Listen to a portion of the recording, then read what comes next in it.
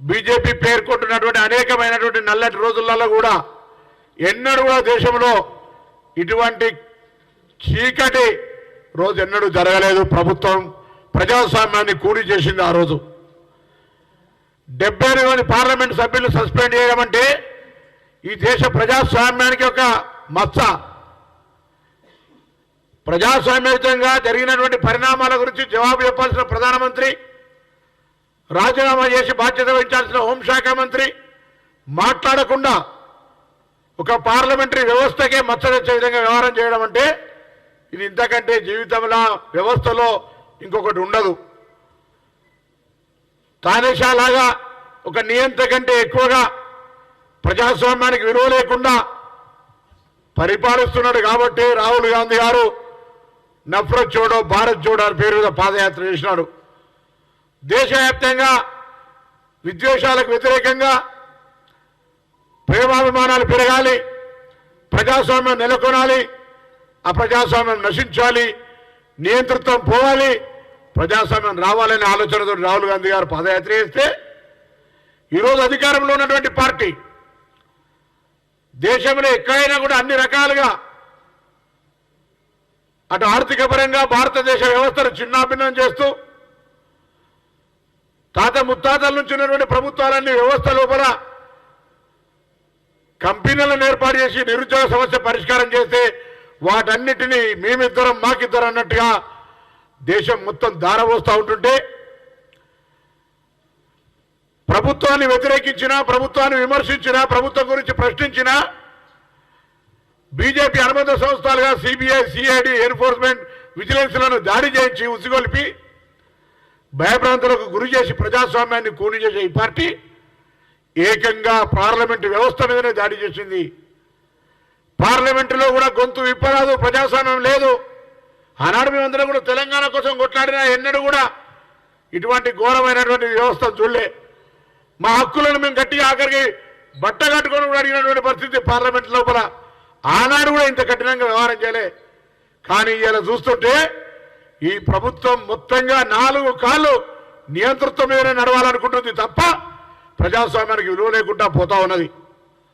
మేము తెలంగాణ కాంగ్రెస్ పార్టీ పక్షాన భారతీయ జనతా పార్టీ పరిపాలన విధాన్ని దేశంలో మొత్తం ప్రతిపక్షాలు కలిపి ఇండియా అనే పదంతో కలిస్తే కూడా జీర్ణించుకోలేని విధంగా ఈరోజు ఈ సంఘటనకు పాల్పడుతోంది. దేశంలో ఉన్న మొత్తం రాజకీయ పార్టీలు గతంలో వాళ్లతో ఉన్న మిత్రపక్షాలతో సహా ఈ అంశాన్ని వ్యతిరేకిస్తా ఉన్నారు. పార్లమెంటు భద్రంగా ఉండాలి, ఈ దేశం భద్రంగా ఉంది అని ప్రజలు ఒక విశ్వాసం కలగాలంటే కనీసం పార్లమెంటరీ వ్యవస్థలో అత్యున్నతమైనటువంటి పార్లమెంటు భద్రత ఉండాలనుకుంటే అటువంటి పార్లమెంటు మీద దునికి వచ్చి భారతీయ జనతా పార్టీ ఎంపీ సిఫార్సు మీద భారతీయ జనతా పార్టీ కార్యకర్తలు కావాల్సుకొని ఈ విధంగా చేస్తే కూడా వాళ్ళను రక్షించడానికి ప్రభుత్వం ప్రయత్నిస్తుందంటే వాళ్ళను రక్షించడానికి ప్రయత్నించడమే కాక దాన్ని ప్రశ్నించిన ఎంపీలను సస్పెండ్ చేస్తుందంటే ఏంటిది అని ఒక్కసారి ఆలోచన చేయాల్సిన అవసరం ఉంది యావత్ తెలంగాణ ప్రజలకు. మేము గొప్ప, మేము అధ్యస్తాం, మేము దేశభక్తులు చెప్పుకుంటున్న భారతీయ జనతా పార్టీలు తెలంగాణలో నుంచి వహిస్తున్న కేంద్ర మంత్రి కావచ్చు, మిగతా 2 పార్లమెంట్ సభ్యులు కావచ్చు, ఒకసారి జవాబు చెప్పాలని డిమాండ్ చేస్తా ఉన్నాం.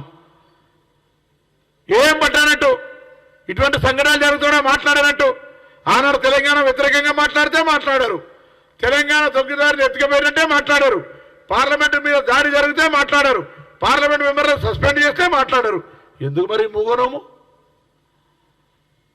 ప్రజాస్వామ్యంలో ఒక సిద్ధాంతపరమైన విలువలు లేవా అనే మాటను దయచేసి యావత్ తెలంగాణ భారతీయ జనతా పార్టీ చేష్టలు గమనించాలని, యావత్ తెలంగాణ ప్రజలు ఈరోజు భారతీయ జనతా పార్టీ ఎటువంటి వితండవాదానికి, నియంతృత్వానికి, ఏ విధమైనటువంటి ప్రజాస్వామ్యానికి కూని జరిగే విధంగా వ్యవహరిస్తుందో సమాజం గమనించాలనే ఉద్దేశంతో గతంలో ప్రాతినిధ్యం ఇచ్చిన పార్లమెంట్ సభ్యులు 4 కూడా తెలంగాణ సమాజానికి చెప్పే బాధ్యతగా కాంగ్రెస్ పార్టీ నుంచి విలేకరుల సమావేశం ఏర్పాటు చేస్తున్నాం. మా సమిష్టి ప్రెస్ కాన్ఫరెన్స్ ద్వారా ప్రజాస్వామ్యాన్ని కాపాడడానికి వేదికైనటువంటి పార్లమెంటు గౌరవంగా ఉండాలి. పార్లమెంట్ ఈ దేశాన్ని మనం నిర్మించుకున్న రాజ్యాంగాన్ని అమలు చేసే వేదిక. మన ప్రియాంబుల్ చెప్తా ఉంది మన రాజ్యాంగానికి వేదికది. అటువంటి పరిస్థితులలో దాన్ని 13వ తేదీ జరిగితే ఇలా 20 తారీఖు దాకా వచ్చినాం కానీ ఎవరు దోషులో చెప్పే పరిస్థితి లేదు. దాని మీద ఊరికే వారం రోజులు డిమాండ్. కాబట్టి మళ్ళొక్కసారి డిమాండ్ చేస్తూ ఉన్నాం. ఆ సంఘటన 13వ తేదీ సంఘటన మీద విచారణ జరపాలి. సస్పెండ్ చేసిన ఎంపీలను బేషరతుగా వెంటనే సస్పెన్షన్ ఎత్తివేయాలి. భవిష్యత్తులో ఎటువంటి సంఘటనలకు ప్రజాస్వామ్యాన్ని కూలి చేసే సంఘటనల పట్ల చర్చకు అవకాశం ఇవ్వండి. చర్చకు ఎందుకు పారిపోతా ఉన్నారు? నిజంగా మీ తప్పే లేకపోతే అనే డిమాండ్ను భారతీయ జనతా పార్టీ డిమాండ్ చేస్తూ కాంగ్రెస్ పార్టీ నుంచి తెలంగాణ కాంగ్రెస్ పక్షాన ప్రశ్నిస్తా ఉన్నాం. ఆనాడు మీరు ప్రజాస్వామ్య విధంగా వ్యవహరించి మేము కూడా ప్రజెంటేషన్ చేస్తామని అడిగితే కదా మాకు ఇచ్చిర్రా మీరు అందరూ సాక్ష్యం. మేము ప్రభుత్వాన్ని పరిపాలించినాము, మీరు రాంగ్ ప్రొజెక్షన్ చేస్తాం ఇలా దాని ఫలితమే కదా. ఆనాడు ఒకరు రిడిజైన్ ప్రజెంటేషన్ చేసినప్పుడు మా ప్రమేయం కూడా ప్రతిపక్షంగా ఇన్వాల్వ్ చేసి ఉంటే మేము ఇలా ఈ యొక్క కుంగిపోవడం జరగకపోతుండే కదా. ఇదేమో ఈ రాష్ట్ర ప్రభుత్వం బయటికి చెప్పుకుంటున్న గొప్పలు కాదు, ఆర్థిక పరిస్థితి ఏ విధంగా ఉన్నదని శ్వేతపత్రం ప్రజాస్వామ్యంగా ప్రజలకు చెప్పడానికి వేదిక చేసుకుంటున్నాం. దాన్ని రాజకీయం ఎందుకు భయపడతారు? దొంగలంటే ఎందుకు పుతాలు జరుపుకుంటారు? ఎదురుదారి ఇంకా అధికారంలో ఉన్నాను అది పోతలేదా ఫోబియా?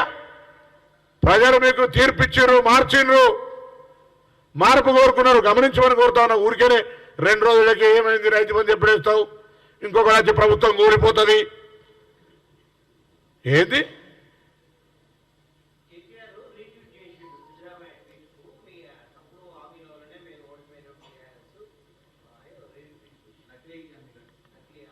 ఎవరు నకిలీ హామీలు? అరే 3 రోజుల 4 రోజుల నకిలీ ఒరిజినల్ ఎట్లా? విత్తనం వేస్తే కూడా మొలకెత్తేదాకానన్నా పరీక్షిస్తావు. ఆయన జ్ఞానం కూడా లేకపోతే ఎట్లా? విత్తనం వేస్తే అది మొలకెత్తుతేనే మొలకెత్తకపోతేనే నకిలీ అసలు తెలుస్తుంది. ఇది మేము గ్యారంటీ 7 तारीख बोलते अभी 12 दिन में नहीं हुआ, इसको नकली मालूम हो गए. उतना टैलेंटेड है. 12 రోజులలోనే మొత్తం ఏం చేస్తాం కూడా మమ్మల్ని స్కాన్ చేస్తురా? అరే మేమేం చెప్పినామో ప్రజలు మమ్మల్ని అడుగుతారు. ఓపిక పట్టు. 6 నెలలు నీకు సుధీర్ రెడ్డి కాంగ్రెస్ నుంచి పోయిన శాసనసభ్యుడు చెప్పి ఆ బుద్ధిని నేర్చుకోండి. అనుభవించిన కడియం సిఆర్ మాట్లాడింది. ఇప్పుడు దీన్ని బట్టి చూస్తే కేసీఆర్ కేటీఆర్ హరీష్ రావు మాట్లాడినట్టు కాదంటే ఖండించాలి కదా. దానికి ఉదయం వీళ్ళే మాకు ప్రజెంటేషన్ ఒక అవకాశం అయింది, మీ నకిలీ హామీలు మీరేం చేసిర్రు, రైతు బంధు ఎప్పుడు వేస్తారు? అదే మా ముఖ్యమంత్రి గారు చెప్పారు కదా, మీరు సభ లోపల రోజు రామభద్ర లెక్క 6 గ్యారంటీలు జపం చేయాలి. చేయండి, మేము అమలు చేస్తాం, మీరు జపం చేయండి. చెప్తూనే ఉండాలి 6 గ్యారంటీలు. అరే ఏం చూపిస్తావు? రేపు చూడరా మీరు? రేపు చూస్తారు కదా. నువ్వు కూడా అట్టే ముందే వాళ్ళు ఇప్పుడు మేము చెప్తున్నారు కదా, ఇంకా అధికారంలో ఉన్నాం, మాకు చూపెట్టకుండా ప్రజెంటేషన్ ఎట్లా జరుగుతుందనే ఫీలింగ్ అంటారు. అట్లుంటుంది. గవర్నర్ ప్రసంగం మాకు చెప్పకుండా ఎట్లా అయితే అనుకుంటున్నారు. ఇవన్నీ ప్రభుత్వం మారింది, కొద్దిగా ప్రభుత్వం మారిందని మీరు చెప్తలేనంటారు పత్రికలల్లా. అధికారం మారింది, వాళ్ళు ట్రెజరీ బెంచ్ నుంచి పక్క బెంచ్ ప్రతిపక్ష బెంచ్కి అయినరు, మైకులు కొడతాం, ఈ వరకు కొడతాం. ఏంటది? నడవదు. ఇవన్నీ అయిపోయిన కాలం మారుతుంది, మారిన దాని ప్రకారంగా మళ్ళా 5 ఏళ్ళకు ప్రజలు ఏం చెప్తాం ఆలోచన చేద్దాం. మిమ్మల్ని మార్పు కోరుకున్నారు ప్రజలు. నియంతృత్వం నుంచి ప్రజాస్వామ్యం, ఇనుప కంచెల నుంచి బహిరంగంగా ఇలా నేను ఇలా ప్రజావారికి నేనేమైనా మంత్రిగా ప్రజావారికి సంబంధించి అనేకమైనటువంటి పిటిషన్లు. నిజంగానే ఒకవేళ మీరు బంగారు తెలంగాణ అందరికి బంగారు కోడిగుడ్లు తినిపిస్తే వేలవారి పిటిషన్లు ఎందుకు వస్తున్నాయి చెప్పండి, జవాబు. దాని మీద మాట్లాడండి మంత్రులు, మాజీ మంత్రులే.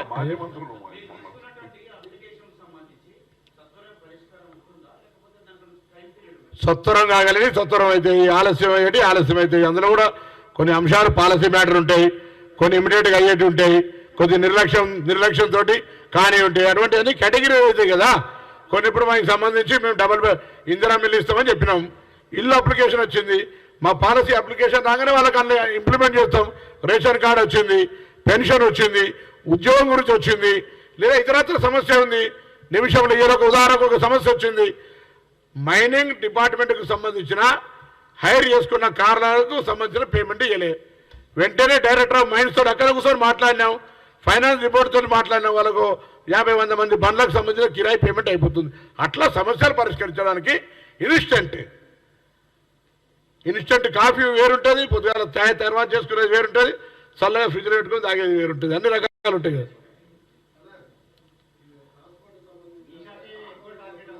దేనికి మా శాఖ ఏమైంది?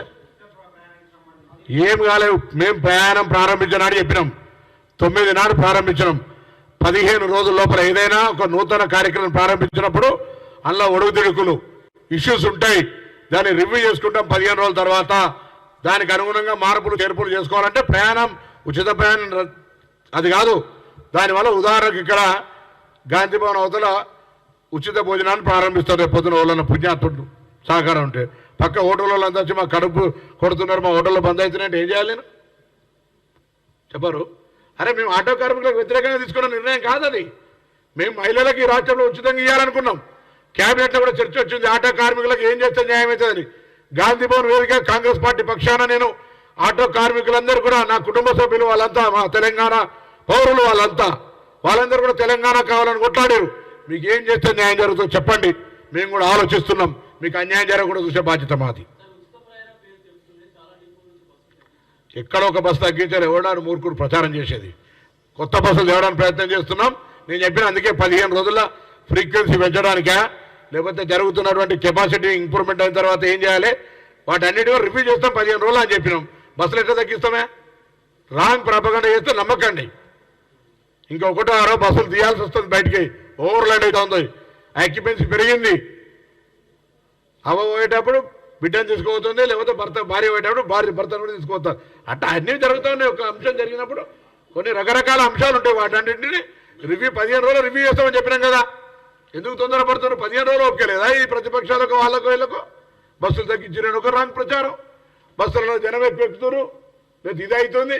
నేను మళ్ళీ ఒకసారి చెప్తాను మీ ద్వారా, ఇలా తెలంగాణ ఆటో కార్మికులారా, మీకు అన్యాయం చేసే ఆలోచన కాంగ్రెస్ ప్రభుత్వం లేదు. మీరు ఏదైనా సూచన చేస్తే మేము స్వీకరించడానికి సిద్ధంగా ఉన్నాం. తెలంగాణ రాష్ట్ర రవాణా శాఖ మంత్రిగా చెప్తా ఉన్నాం. మేము కూడా మా ప్రభుత్వం గౌరవ ముఖ్యమంత్రి గారి నాయకత్వంలో చర్చ చేస్తూ ఉన్నాం అధికారులందరితో కూడా. మిమ్మల్ని కూడా పాత్రికేయులు కూడా అడుగుతున్నాం, ఏం సలహా ఏం చెప్తే వాళ్ళకి అన్యాయం జరగకుంటుంటారో తప్పకుండా మేము చేయడానికి సహకరిస్తాం. కానీ వాళ్ళకి వ్యతిరేకంగా తీసుకున్న నిర్ణయం కానప్పుడు చెప్పండి, వాళ్ళకి వ్యతిరేకంగా తీసుకున్న నిర్ణయం కాదు కదా. మరి 10 రోజులు మరి 10 రోజులు ఇదంతా నిజంగానే 7 తారీఖు నాడు మంత్రులు 7 తారీఖు నాడు మంత్రుల ప్రమాణ స్వీకారం, 9 నాడు శాసనసభ్యులం, ఇవాళ 19 తారీఖు 10 రోజులు కూడా కాలేదు ఆయన. 10 రోజులకే వాడు తాపకో మాట మాట్లాడుతారు. ఏ ఊతపదం వాడు తిట్టినట్టు కాదు అది. పక్కా తెలంగాణ వాళ్ళు మాట్లాడి ఇంకా చాలా మాట్లాడారు రంగ రకాలని. అట్లా మాట్లాడుతూ మెల్లమెల్లగా యాసలకు వస్తాం మేము కూడా. పబ్లిక్ ఆ యాసనే నచ్చుతుంది. యాస మాట వచ్చు. తెలంగాణ ఉద్యమకారులు, తెలంగాణ బిడ్డలు మేమంతా. కాబట్టి ఆ యాస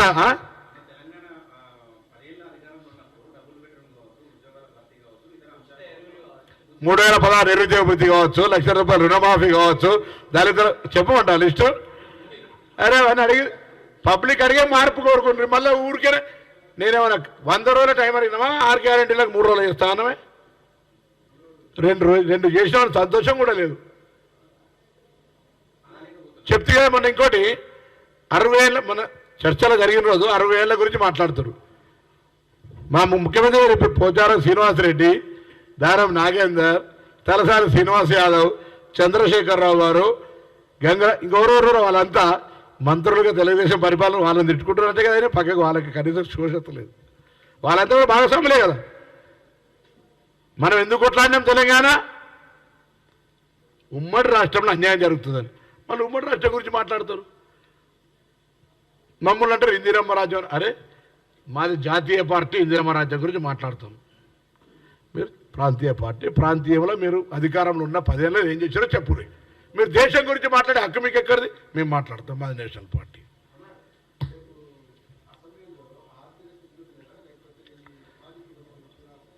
శాసనసభ వ్యవహారాల శాఖ మంత్రి చెప్తారు దానికి. నేను ఐఎమ్ నాట్ ఓన్లీ కాన్ఫిడెంట్. నమస్కారం, అందరికి ధన్యవాదాలు. మీరు కూడా వాళ్ళ లెక్క తొందరపడకూడదు, సహకరించారు.